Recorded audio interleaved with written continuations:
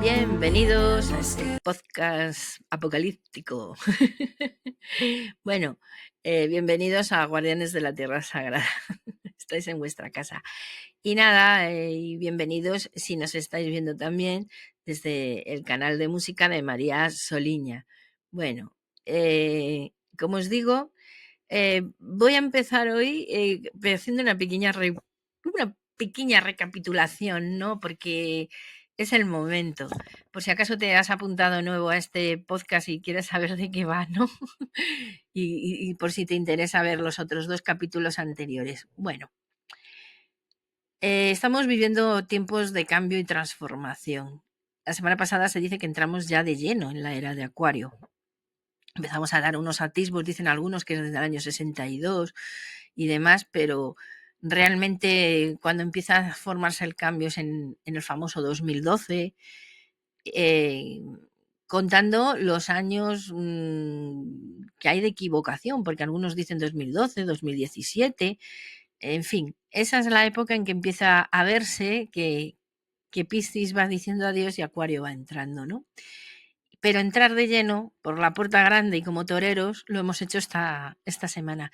Y es que además fijaros cómo se han acelerado las cosas en poquísimo tiempo y las señales que está habiendo, que se nos anunciaron que en ese cambio de era eh, que se llama Apocalipsis, que no tiene nada que ver con una tragedia, sino que es un cambio, es una revelación que se hace, es un despertar de conciencias. Pues fijaros que, que nos dijeron que habría, pues claro, con esa elevación de vibraciones, la Tierra está de parto y nos lo dijo el propio Jesús. Jesús lo explica muy bien. Si cogéis los evangelios y los textos gnósticos, ahí tenéis un montón de pistas, complementándolo con los esenios y demás, desde la tradición judía cristiana, ya os digo, está muy bien explicado. Si ya lo comparáis con lo que se sabía que hay diseminado en la cultura egipcia, sumeria, hindú, tibetana y por supuesto de la América precolombina, los mayas unos maestros, los toltecas, todo lo que es la cultura chamánica de Hopis, demás, y los chamanes incluso actuales, te lo van a explicar mejor casi que nadie. O sea que pero ya os digo, las pistas y para nuestra cultura más fáciles de asimilar las tenemos en los textos evangélicos, gnósticos y la Biblia e incluso el libro de Enoch, que para nosotros es apócrifo, pero que por ejemplo sí que lo tienen en el canon los ortodoxos no etíopes. Bueno, pues a lo que íbamos. En ese comparar de religiones y mitos, lo que estamos sacando en realidad es un libro de instrucciones de eh, viendo si lo que ellos nos anuncian está ocurriendo, lo cual se está viendo que está ocurriendo, ¿no? Y si, como vemos que lo que nos dijeron que ocurriría está ocurriendo, también nos dijeron cómo debíamos actuar, con lo cual habría que hacerles caso, ¿no? Y ahí hasta ahí llegaremos. Porque realmente a donde vamos es a tomar esos consejos de nuestros ancestros, de los chamanes, de los sabios, de los profetas, de los canalizadores, de las propias 2 figuras que os decía que aparecían en los esenios, el Salvador, que es el embajador del Cristo, y el propio Cristo, ¿no? Es lo que vamos a tocar en estos vídeos. Bueno, pues dicho esto, si os fijáis, hemos tocado sobre quién es Tok, que muy posiblemente sería la misma figura que Not, porque si uno se fija, existen unos patrones que se repiten en diferentes lugares y en diferentes momentos del tiempo. Y uno se acaba dando cuenta de que es un personaje demasiado similar como para ser una coincidencia. Se repite esto demasiadas veces, este patrón. Entonces teníamos explicado lo que es el embajador, los temas que toca y demás. Eso lo veis en el capítulo de Togenot. Y luego, pues, hoy vamos a ver lo que es la tula, el sol espiritual. El sol sí es como lo llaman los mayas, pero es que fijaros, los sufis del Islam, eh, la vía mística, ¿no? Que es tan abierta y que algunos dicen que es el Islam cristianizado, ¿no? Y que dio figuras como el murciano inarabí y demás, ¿no? O Rumi. Y estos poetas y músicos, ¿no? Que a través de la belleza, el arte y la danza llegan a Dios, ¿no? Pues ellos hablan del sol detrás del sol, o sea que fijaros, y esto mismo lo encontramos en la India y en el Tíbet. Bueno, pues de esto es de lo que vamos a hablar hoy. Así que sin más preámbulos, comenzamos. Pues bien, seguimos con Tozenok. Este vivió una experiencia espiritual de grado sumo, o sea, llegó al grado máximo. Físicamente alcanzó lo que se llama la cima de la montaña, la tierra prometida, y allí fue iniciado y adiestrado por el Señor. El libro de Enoc no explica con exactitud cómo pasó aquello, pero sí que estamos seguros que Enoc, como chamán y guía de almas, recibió un entrenamiento para llevar a cabo su misión. Un entrenamiento que actualmente millones de personas han vivido a través de una experiencia humana comparable a la de Enoch y espiritual, donde el alma abandona el cuerpo y accede a otra dimensión de la existencia. Estamos hablando de las experiencias próximas a la muerte. Unas vivencias que tienen una gran incidencia sobre la vida de quien las protagoniza y su actitud ante la muerte, pues ya no vuelven a tener miedo a morir. De hecho, echan de menos esa paz que sintieron y ese lugar lleno de luz y amor, donde se sintieron, he ahí la cuestión, interconectados a todos y se dieron cuenta de que lo más importante de la vida es la vida misma. Y lo mismo que Enoch contaba su experiencia, los episodios cercanos a la muerte suelen incluir la presencia de una luz brillante, que incluso puede llegar al principio a dar miedo, y la visión de un largo túnel. Al margen de estos dos elementos que son constantes en este tipo de experiencias, que son muy variadas según la persona, según su espiritualidad, pues muchos han narrado encuentros con seres de otros planetas, con antepasados familiares e incluso mascotas. Pero lo que sí que muy poquitos han descrito es haber estado en una ciudad o estancia de aprendizaje o una especie de biblioteca que está ubicada en otra dimensión. Y esto nos lleva a formularnos una pregunta. ¿Nos dirigimos todos los seres humanos contemporáneos en esta era de Acuario al mismo lugar al que acudió Enoch? ¿Y dónde se encuentra ese lugar si es así? Según las tradiciones mayas, griegas, egipcias, sumerias y asiáticas, entre otras, el nombre de la morada del Señor es Tula, el sol central o espiritual. Y dado que muchos de los que estáis escuchando esto es vuestro primer contacto con este concepto, haremos un viaje mitológico religioso por las diversas leyendas de Tula, que por cierto llega hasta el libro de Urantia de los mormones, donde aparece Salvington o Nevadón. Ahí tenéis el gráfico tras esta imagen. Los griegos nos contaban que el primer centro para toda la Tierra era la isla sagrada de Hiperbórea, de donde emergen los primeros brotes de vida. Se trata de un paraíso que estaba más allá del viento del norte, una isla blanca. Según los griegos, aquí floreció una civilización muy avanzada. El centro de la Hiperbórea era una meca de aprendizaje que recibía el nombre de Tula. Esta tierra, en opinión de mitólogos tan renombrados como Joseph Campbell o en plan esotérico René Guénon, fue el jardín del Edén de nuestra raza, hoy preservado entre numerosas religiosas con nombres como ciudad de los dioses o ciudad sagrada. Según los griegos, la Hiperbórea y la Tula terrestre solo eran duplicados de los originales celestiales. Prácticamente todos los pueblos del antiguo mundo y muchas de las creencias actuales chamánicas creían que las aguas o almas de la tierra se habían originado en este lugar, que era un lugar puro. Esta idea quedó reflejada en el Génesis 2.10, donde se narra la historia del jardín del Edén, donde se decía, salía del Edén, abramos un paréntesis, el centro del universo, un río, abramos paréntesis, de almas, cerramos paréntesis, que regaba el jardín, es decir, la tierra, y de allí se partían 4 brezos. Las leyendas nórdicas confirman que los 4 arroyos provenían de la fuente central en el hogar de los dioses. Pero aún hay más. Los textos hindúes describen un manantial de todas las aguas con 4 vertientes en el centro del cielo. En fin, que la cruz solar representa estos 4 arroyos de la vida y actúa como un símbolo de la tierra sagrada original, el sol central, en el cual se cree que se generan todas las almas. Desde Tula fluían 4 senderos de almas. Y el Edén, al igual que Tula, está representado por la cruz solar inserta en un círculo. Esta cruz se asocia además a la flor de la vida, de 4 pétalos, una de las familias de imágenes en el lenguaje simbólico de Jesús. De ahí que aparezca en iglesias y catedrales.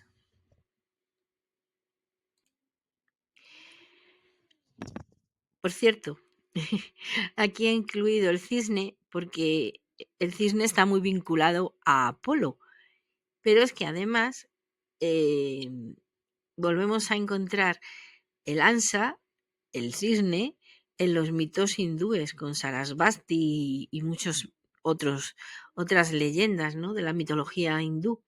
Pero es que también lo encontramos en Lohengrin, el caballero solar cuya barca es tirada por un cisne y los cisnes en que se habían convertido sus hermanos.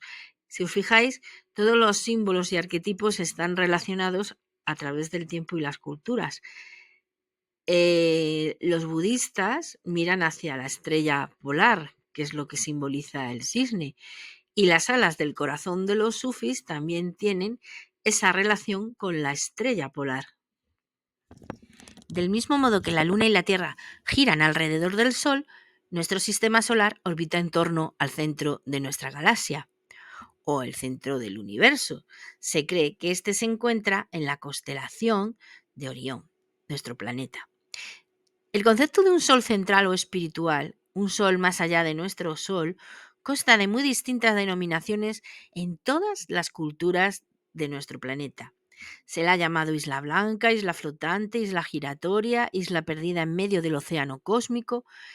Esta isla perdida no pertenece a la Tierra. Hacen referencia al núcleo espiritual, a Tula, flotando en el mar del cielo. El Mahabharata, el libro sagrado de la India, y el Vishnu Purana en el 2000 a.C., ya dedicaban una especial atención a Atala, la isla blanca, describiéndola como una isla de gran esplendor. Atala, con la curiosa presencia de las letras T, L, A, es obviamente Tula. No existen excepciones al considerar esta y al hablar de esta isla blanca. Nuestros antepasados y ancestros la denominaban o explicaban como un lugar flotante, giratorio y brillante. Es decir, el punto central desde donde la humanidad emergió y se dispersó por la galaxia. Esto lo dicen los mayas. Los mitólogos han encontrado evidencias de la Tula celestial en la historia del huevo cósmico presente en Egipto, Indonesia, Irán, Fenicia, Latvia, Estonia, oeste de África, Centroamérica y Sudamérica.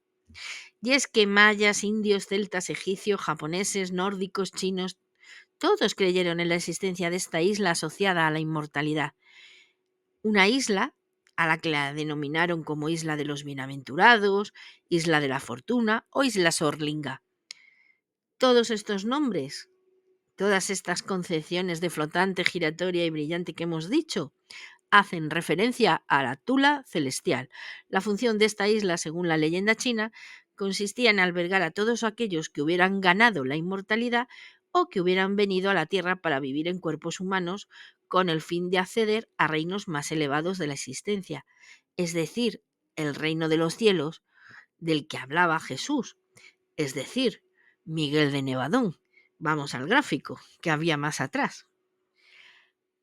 Al igual que las culturas han preservado un recuerdo de Tula, también poseen técnicas para viajar hasta ella.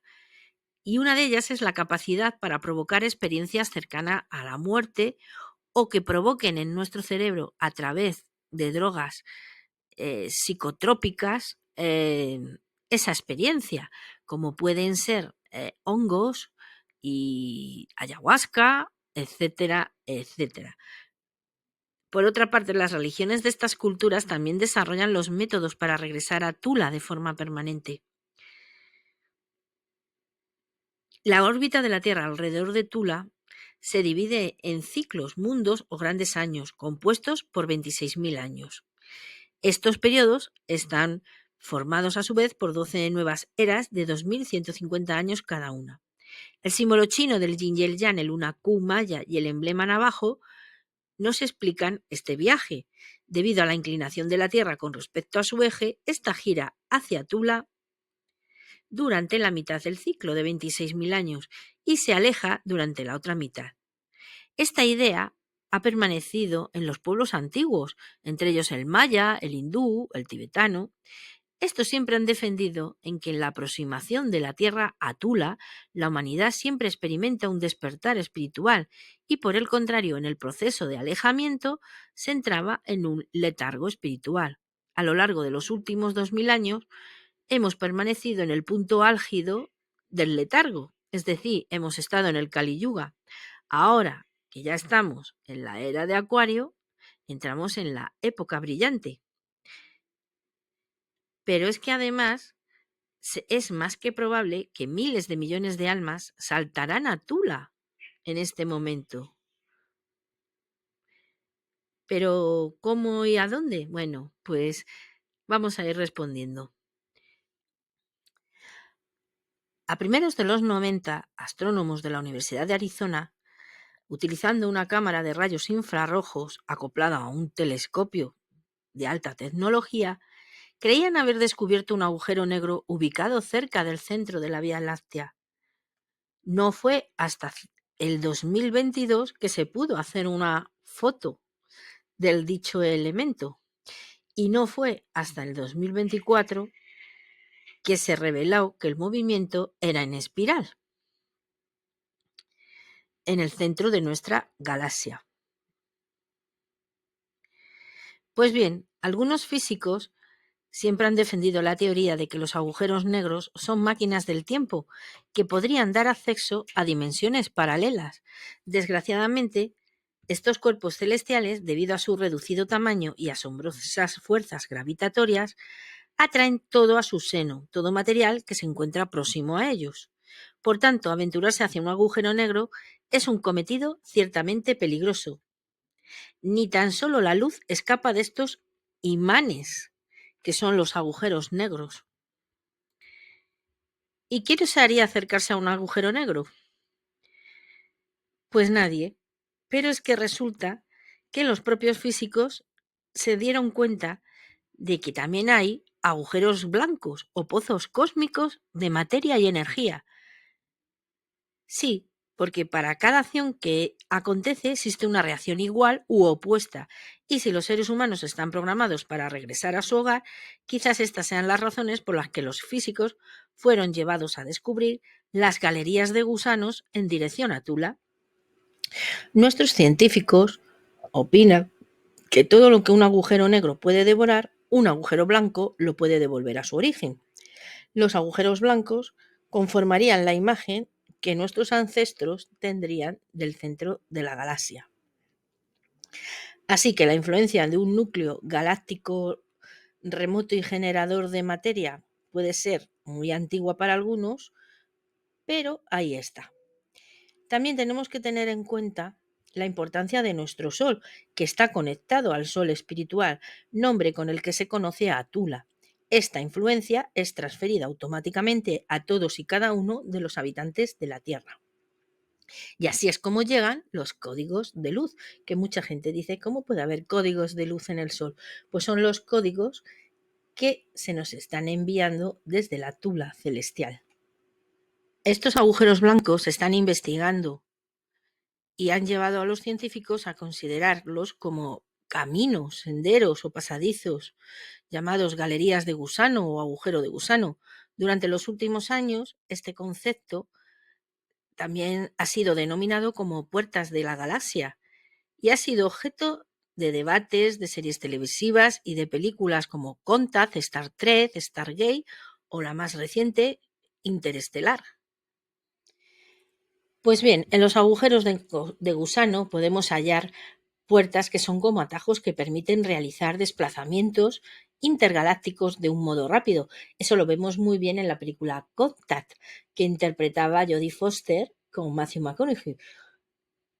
Y llevarnos a un momento concreto en el tiempo. De nuevo, Matthew McConaughey en Interestelar. Este hombre le gustan los agujeros de gusano. Lo que antes era de dominio exclusivo de chamanes, ahora se está convirtiendo en ciencia.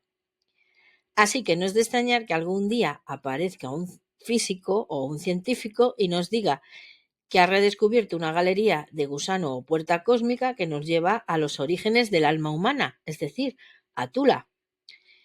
Y hay que repetir, redescubrirá, porque nuestros ancestros sabían hacerlo y como seres inteligentes confeccionaron mapas, que veremos más adelante. Así que es cierto que se está despertando algo en la humanidad que le están atrayendo estas películas tipo Contact, Interestelar y demás, Stargate, Star Trek, los de Asgard, ¿cómo se llamaba? El Thor. Y quizás sea porque ha llegado el momento de recuperar ese conocimiento del pasado, de redescubrirlo, con la misión de ponernos en contacto con la autopista intergaláctica, como salía en Contact, en ese puente hacia el infinito y llegar a ese contacto con seres de otros planetas y de otras civilizaciones.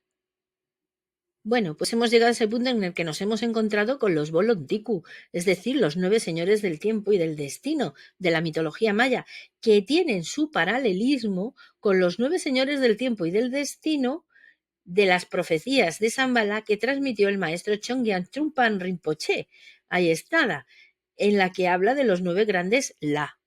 Pero, ¿quiénes son estos señores del tiempo? Bueno, pues dicen los mayas que los señores del tiempo abandonan Tula, Tolan o Aztlán y vienen a la Tierra para construir tulas, templos que actúan como centros espirituales para nuevas civilizaciones.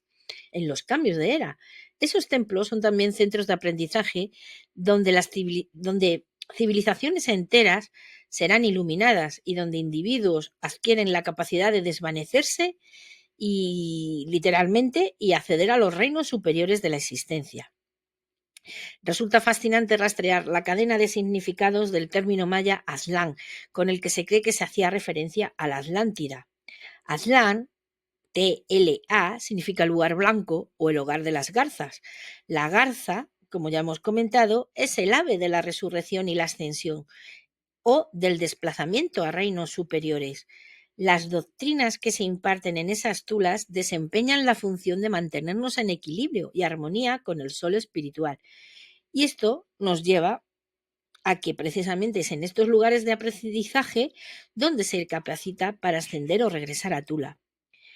El doctor José Argüelles, en su obra The Mayan Factor, dedicó más de 2 décadas a estudiar la mitología maya y además del simbolismo que tenía Tula. El doctor Argüelles describía a los mayas originales como profetas de la armonía, maestros galácticos que trajeron al planeta información externa a nuestro sistema solar.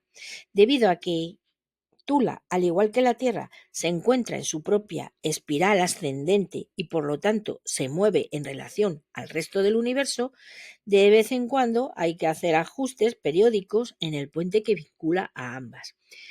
Y esta es la razón por la que los señores del tiempo son enviados a la Tierra con el fin de efectuar ciertos cambios y proporcionar instrucciones para que las almas puedan viajar directamente y sin riesgos a su hogar, al reino de los cielos, antes de que la escuela de la Tierra se encuentre fuera de la misma. Argüelles Demostraba con claridad que los mayas eran navegantes celestiales y cartógrafos estelares, que legaron un código inteligente que contenía las instrucciones para viajar a Tula. Ese código está en los complejos templos piramidales de los mayas en Tula, en México, y en algunos otros lugares. El Tula maya y de otras culturas se creó como receptor del código espiritual del Tolán o Tula primario o galáctico, el lugar de origen y también la puerta de acceso a este mundo. Los mayas, como creadores de Tula, son de hecho salvadores, seres que muestran el camino que conduce a Tula. Sus descendientes, los indios Hopi, aún se autodenominan salvadores, los pacíficos, y ellos piensan que su objetivo en la vida es mantener la tierra en equilibrio. Pues bien, los Hopi llevan desde los 90, desde los años 90 diciendo que el retorno del Salvador es inminente y que él repondrá el equilibrio del planeta limpiándolo de lo negativo. El doctor Argüelles describe Tula no solo como un lugar, sino también como un proceso de transformación, la entrada desde un reino o dimensión a otra. La llave de la vida es el símbolo de esta doctrina que permite acceder a este dilatado mundo y que estaba puesta en un determinado objeto. Los budistas describen al mítico Shambhala, que según Argüelles equivale a Tula, en términos similares y creen que el Tula terrenal se puede encontrar oculto en algún valle de la cordillera del Himalaya. Estamos hablando de Shambhala, claro. Otras leyendas afirman que el reino de Shambhala desapareció de la tierra muchos siglos atrás, cuando la sociedad que lo habitaba se iluminó y se desvaneció, trasladándose a otro reino celestial superior. Y es que todas las personas relacionadas con la leyenda de Tula, es decir, los constructores de la Gran Pirámide y Moisés, y aquellos que han estado en contacto con la llave de la vida de alguna forma, suelen desvanecerse o llevan a cabo un éxodo masivo en el plano terrenal.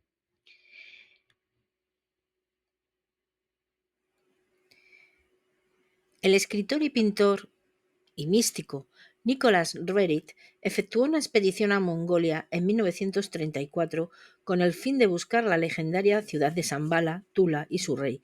Sorprendentemente, Roerich equiparó a Cristo con el rey de Tula. Roerich viajó a Mongolia como representante del presidente Franklin Delano Roosevelt, quien también creía en esta leyenda. Bueno, si me dejáis os voy a leer un fragmento del libro de Shambhala la resplandeciente de Nicholas Roerich. Es una conversación que mantienen con un lama. No cualquier lama, claro. El lama les responde a sus preguntas y dice: la gran Shambhala está mucho más allá del océano. Es el poderoso dominio celestial. No tiene nada que ver con nuestra tierra. ¿Cómo y por qué vosotros, las personas de la tierra, os interesáis en ella? Solo en algunos sitios, en el lejano norte, podéis discernir los resplandecientes rayos de Shambhala. A esto Roerich le contestaría: conocemos la grandeza de Shambhala, conocemos la realidad de este reino indescriptible, pero también sabemos algo de la realidad de la Shambhala terrenal. De modo que no me hables solo de la celestial Shambhala, sino también de la que está en la tierra, pues sabes tan bien como yo que en la tierra Shambhala está conectada con la celestial y este vínculo están unidos los dos mundos. Un momentito. El lama se queda callado con los ojos medio ocultos por los párpados, examina nuestros rostros y en el ocaso de la tarde comienza su relato. Realmente es llegando el momento en que la enseñanza del santo una vez más llegará al sur desde el norte, la palabra de la verdad que comenzó su gran sendero desde Bodhigaya. Regresará nuevamente a los mismos sitios, simplemente debemos aceptarlo como es, el hecho de que la verdadera enseñanza abandonará el Tíbet y aparecerá otra vez en el sur, y en todos los países se manifestarán las alianzas de Buda. En realidad grandes cosas están llegando. Venís de Occidente, sin embargo traéis noticias de Shambhala. Debemos tomarlo muy en serio. Es probable que el rayo de la torre de Ringerikepo haya llegado a todos los países. La luz de la torre de Zambala resplandece como un diamante. Él está allí, Rindenguepo, infatigable, siempre vigilante de la causa de la humanidad. Sus ojos nunca se cierran y en su espejo mágico se ve todos los acontecimientos de la tierra. El poder de su pensamiento lo penetra todo, los sitios más apartados. La distancia no existe para él. Instantáneamente puede brindar ayuda a quienes sean dignos de ella. Su poderosa luz puede destruir cualquier oscuridad. Sus inconmensurables riquezas están listas para ayudar a todo aquel que esté necesitado y se ofrezca a servir a la causa de la justicia. Hasta puede cambiar el karma de los seres humanos. Pero Lama, me parece que estáis hablando de Maitreya, ¿no es así? No debemos pronunciar este misterio. Hay mucho que no puede ser revelado, hay mucho que no puede ser cristalizado en sonido. Con el sonido revelamos nuestros pensamientos, con el sonido proyectamos nuestro pensamiento en el espacio y el resultado puede ser el de los daños, porque todo lo que se divulga antes del momento destinado desencadena un daño incalculable, hasta puede provocarse las mayores catástrofes con estos actos tan atolondrados. Si Rinzai Gyatso y el santo Maitreya son uno y el mismo para ti, que así sea, yo no lo he dicho. Incontables son los habitantes de Zambala, numerosas son las espléndidas fuerzas nuevas y logros que de allí se están preparando para la humanidad.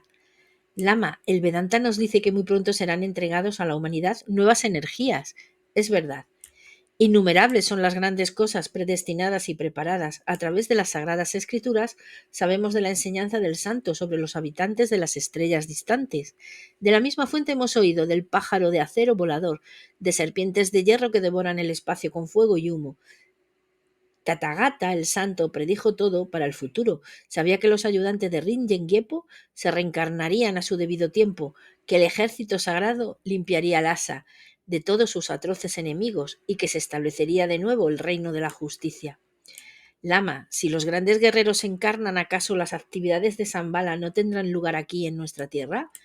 En todas partes, aquí y en el cielo, todas las fuerzas benévolas se unirán para destruir la oscuridad. Todo el que preste ayuda en esta gran tarea será recompensado 100 veces, y en esta mismísima tierra, en esta encarnación, todos los pecadores contra Zambala perecerán en esta encarnación porque han agotado ya su misericordia. Lama, ¿tú conoces la verdad? Dime entonces, ¿por qué hay tantos sacerdotes indignos? Ciertamente esta no es una excusa, pero si la enseñanza debe desplazarse hacia el sur, entonces no es sorprendente que muchos lamos sabios hayan abandonado el Tíbet. En Occidente saben que Panchen Rinpoche, el Lama Tashi, está conectado con Shambhala. Lama, sabemos por supuesto que Panchen Rinpoche es muy estimado en todas partes, en diferentes países, no solo entre los budistas, sino entre los pueblos de muchas naciones. Hemos notado hasta qué punto favorable hablan de su santidad. Se dice incluso que en sus habitaciones privadas, mucho antes de su partida, se habían trazado en los frescos los detalles de sus futuros viajes, y en esto sabemos que Panchen Rinpoche sigue las costumbres de todos los grandes lamas. Nos han dicho cómo durante su vuelo él y sus seguidores escaparon a muchos de los más grandes peligros. Pues como veis en este trocito, bueno, os recomiendo el libro, es una preciosidad el libro. Y bueno, ¿qué podemos decir?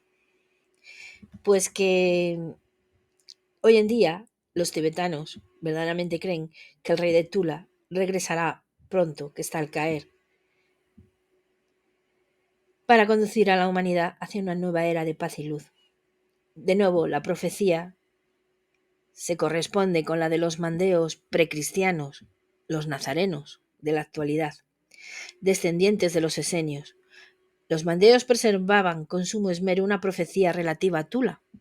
Según la misma, el Adán secreto, el equivalente a Cristo, regresaría a la tierra para elaborar una maquinaria que transportaría las almas hasta su verdadero hogar.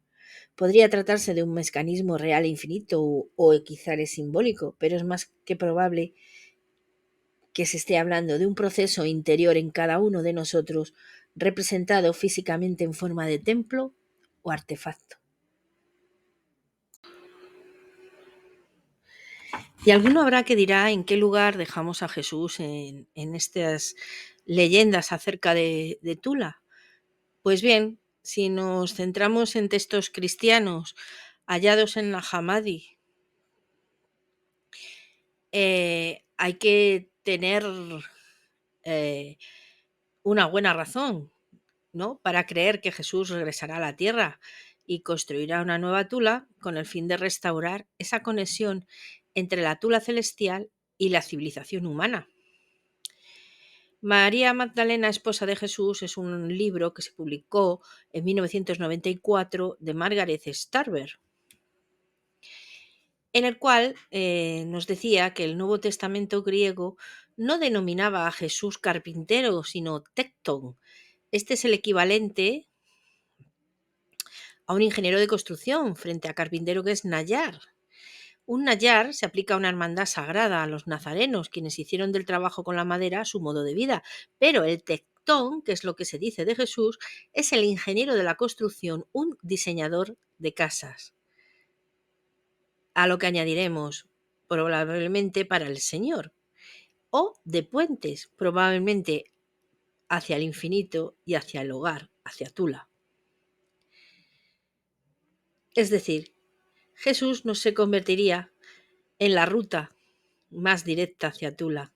Él es el que la construye. Seguir el camino de Jesús a Tula permite a las almas no solo abandonar la vida terrenal, sino también evitar perderse en el laberinto de galerías de gusano que inundan nuestra galaxia. Los expertos en budismo e hinduismo harán referencia una y otra vez al viaje de Jesús a la India y de iniciación espiritual en su búsqueda de la llave de la vida. En el Tíbet, la orden suprema del budismo se denomina Tulkus o los preciosos. Estos son maestros que, movidos por una compasión sobrehumana infinita hacia el sufrimiento de la humanidad, ya optan voluntariamente por renacer en un cuerpo humano limitado para ayudar a los demás a iluminarse. Si nos fijamos, el término Tulku de nuevo está compuesto por la raíz Tul, lo que une, o Tula y Ku, que significa en numerosas culturas el que brilla, y es una referencia al alma o al espíritu. En Egipto, la palabra Ku, el gran U, significaba la esencia resplandeciente, translúcida, transparente e intangible del hombre. Es decir, que si vemos esas raíces, Jesús habría sido el que brilla en Tula, en el sol central, enviado a la tierra para construir el puente para que las almas viajen desde el Tula terrenal hasta el Tula divino en el centro del cielo. Las enseñanzas de Jesús nos llevan a eso que ahora tanto se habla de la 5D. Pero es que además los tulkus no mueren porque han conseguido lo que se denomina el cuerpo arcoíris en la tradición budista y practican el Powa, la transferencia de conciencia, una técnica por la cual su conciencia emprende una nueva existencia en un cuerpo diferente, y en el momento de su muerte los tulkus dejan señales o indicaciones de dónde se reencarnarán y el nombre por el que podrán identificarlos. Esconden sus posesiones entre objetos idénticos y solo ellos pueden identificarlos. Después de hacerlo, los tulkus son llevados al monasterio para recibir su preparación, tras lo cual recogen sus antiguas posesiones y sus conocimientos y proseguirán con su misión en el mismo punto en que la dejaron. Es más que fascinante examinar la vida de Jesús considerándolo un tulku budista reencarnado.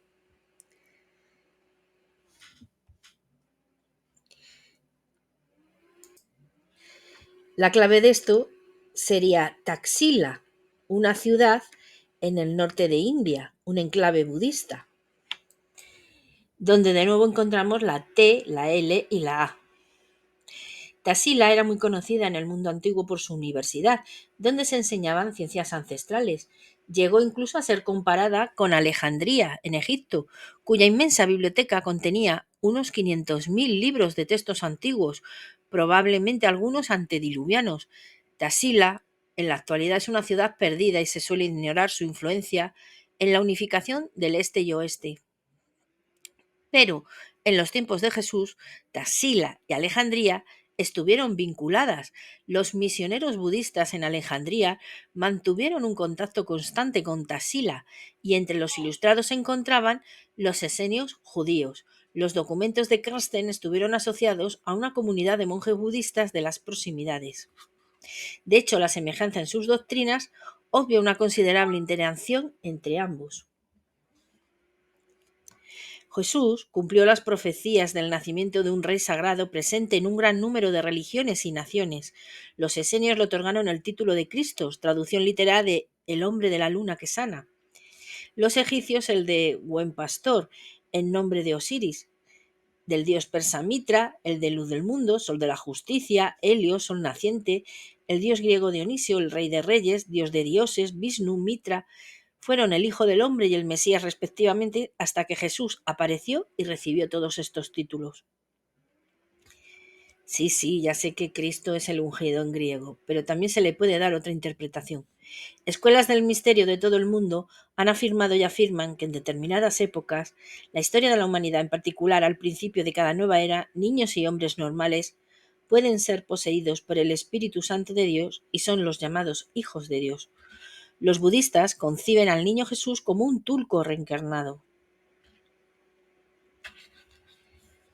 A su regreso a Jerusalén de adulto después de pasar por Egipto, Jesús era un auténtico tulku, el que brilla de Tula, que tenía una clara visión de lo que sería la nueva Tula en su reino de Dios, que no es de este mundo, ubicada en Jerusalén y del nuevo orden mundial basado en una ideología espiritual en absoluto económica, política o religiosa. Su idea consistía en destruir el templo y reemplazarlo por otro levantado sin manos, una frase que entraña un significado especial para la gente de aquellos tiempos y que hoy deberíamos intentar dilucidar.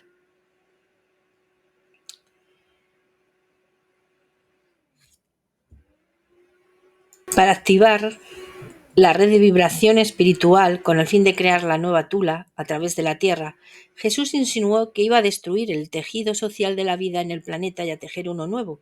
Nadie cose un pedazo de paño sin tundir en un vestido viejo, pues el remiendo nuevo se llevará lo viejo y la rotura se hará mayor, decía en el Evangelio San Marcos 2:21. Es decir, que él iba a usar la aguja dorada para tejer el camino para unir la tierra y el cielo. La vibración espiritual de las almas en la tierra podría así efectuarse. De este modo, millones de almas podrían abandonar su vida terrenal. La mitología griega y los indios Hopi describen este proceso como una huida del laberinto de la vida terrenal en el cual las almas han quedado atrapadas. Y en este escenario, Tula se convierte en una estación de acoplamiento, donde acontecería la comunión de dos mundos. El símbolo sagrado de este cometido es la mariposa, símbolo primordial de Tula junto a la cruz inscrita en el círculo. Y es que la mariposa pertenece a esos íconos ancestrales que representan la ascensión, la resurrección, y que incluye la estrella de los Reyes Magos de 6 puntas, la estrella de David y la flor de la vida de 4 pétalos. Otro símbolo de Jesús es el pez. Hoy le vamos a dar otra interpretación aparte de la tradicional. El Vesica Piscis o pez es un componente de la flor de la vida. Los primeros cristianos creyeron que el símbolo del pez derivaba de la idea de Ictis, pez en griego, que era un acrónimo de Jesucristo, Hijo de Dios. Este nombre, como muchos otros dentro del simbolismo de Cristo, se había adoptado de tradiciones paganas anteriores. Ictis era el nombre de uno de los hijos de la antigua madre de los océanos, Mari, quien fue universalmente ilustrada vistiendo un vestido azul, el atuendo propio de los seres de las Pléyades. Delfín, Ne, que significa delfín o útero, era el nombre de la diosa del mar cuando se representaba esta en forma de sirena. Es bastante fascinante observar que en el arte cristiano un delfín atravesado por un tridente simboliza a Cristo en la cruz. Asimismo, en la tradición griega, el delfín desempeña la función de guiar las almas hacia las islas sagradas, conocidas como las islas Sorlinga o Tula. Es decir, que el pez simboliza 3 aspectos adicionales de la misión de Jesús como tectón. El pez Vesica Piscis, que es la marca maestra de los constructores. En segundo lugar, se originó en el antiguo Egipto y significaba anudar el lazo entre tierra y Tula. Y por último, era el símbolo astrológico para la era de Piscis. Para que veáis cómo se entrelazan todos los arquetipos y los símbolos para darnos su significado. Por cierto, vamos a ir a a una imagen que creo que es bastante importante antes de terminar. Hay un libro bastante interesante que se titula Jesus Christ, Son of God, de David Fiedler. Este explora la relación entre Jesús, Tula, el sol espiritual o el sol tras el sol. Pues bien, el número espiritual de Jesús, según Fiedler y muchos más especialistas, es el 8 o el 888. Este es el mismo que el del sol espiritual, que el de Tula, y se representaría con estos dos cubos que estamos viendo aquí, en proyección isométrica. Son 6 rayos que emergen del séptimo punto interno del cubo, y estas 7 estrellas representan las que componen la constelación de las Pléyades, que es una puerta de acceso al Sol central o Tula.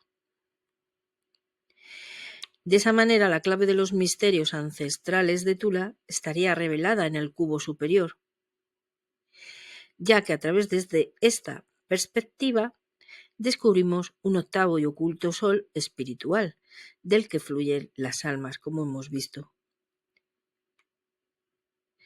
Y es que según los primeros filósofos judíos, Dios reside en el sol tras el sol, en Tula.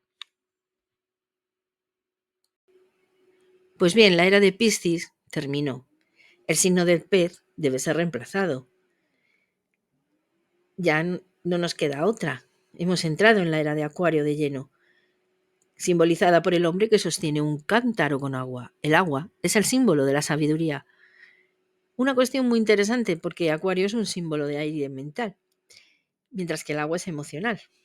Tal y como ha sucedido al principio de todas las nuevas eras, la gente desea aferrarse a sus viejas imágenes y creencias. Y ahí tenemos como ejemplo a Moisés, que tuvo que destruir el becerro dorado y presentar la era de Aries, el carnero, y Jesús, que apareció como pastor, cuando en realidad era el pez o pescador.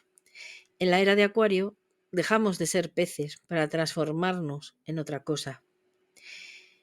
William Henry, un investigador de las mitologías y religiones comparadas, allá por 1993, cuando le preguntaron qué símbolo adjudicaría a la era de Acuario, dijo que las letras MM, sin dudarlo, pues entrañan múltiples conexiones con Tula y también con Jesús. La letra M se basa en el símbolo de los montes gemelos o montaña doble. Es el antiguo epitafio para Tula. Los montes gemelos representan los pechos de Tula, la Gran Madre, desde la que se originan las almas. La letra MM son las iniciales de María Magdalena. Y fijaros que él lo dijo en 1993. Ni se podía imaginar la resurrección, que María Magdalena, como símbolo de esta nueva era, aparecería en un resurgimiento sin precedentes de la conciencia de la diosa y el reconocimiento de los aspectos femeninos de Dios, que habían sido casi no, castrados, ¿no? Casi por completo, al menos en la tradición judeo-cristiana. La MM también nos lleva al mito del sagrado matrimonio, al hierógamo, y es que el único modo en que Jesús puede llevarnos hasta Tula es siendo ungido antes por la diosa. Acordaros, Tod y Sesat.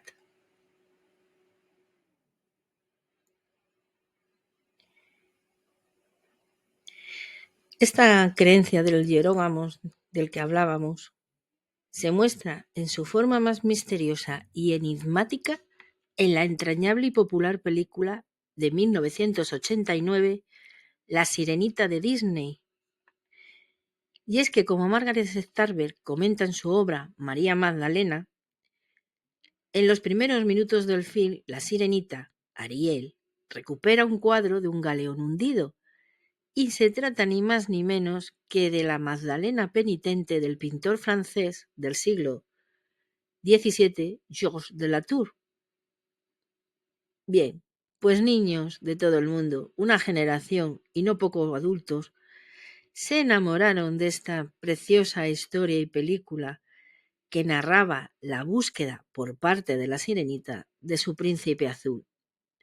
La historia del Salvador en busca de su amada. Tal y como sucede en la película, una vez se produce la unión en sagrado matrimonio, el reino se renueva.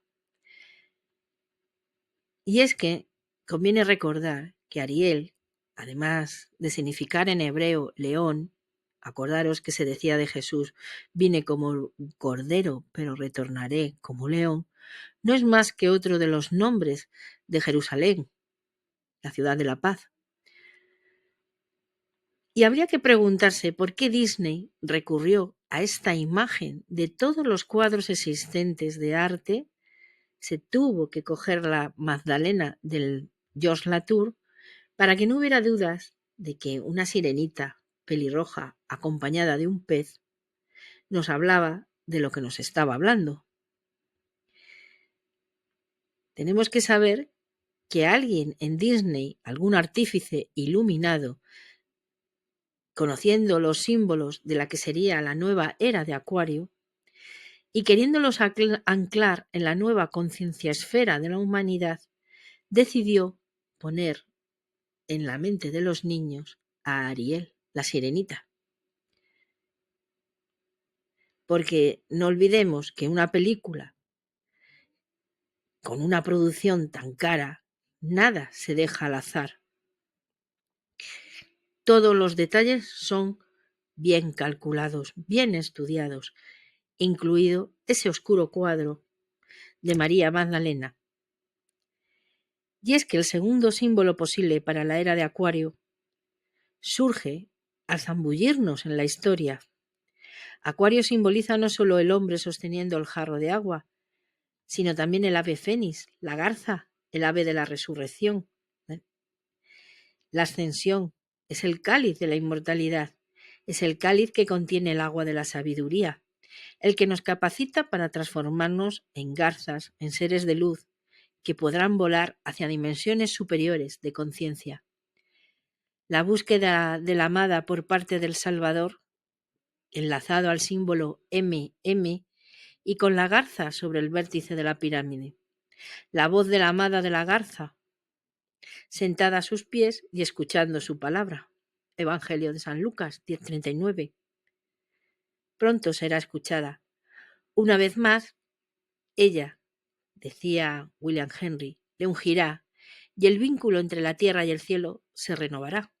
Según el libro de Apocalipsis, se trata del matrimonio entre el Cordero y su prometida, Ariel, Sion o Tula, que provocará que el agua, la sabiduría, fluya, trayendo a la tierra paz y abundancia. Nos vemos en el próximo episodio en el que hablaremos del significado del An, de la llave de la vida, del conocimiento secreto que nos transmiten para que podamos ascender. El artefacto, según otros. Bueno, pues nos vemos. Espero no haber sido muy pesada porque se ha alargado mucho este capítulo. Un abrazo. Suscríbete ahora y únete a nuestra comunidad de buscadores de la verdad. Activa la campana para no perderte ninguno de nuestros viajes al misterio. Guardianes de la Tierra Sagrada.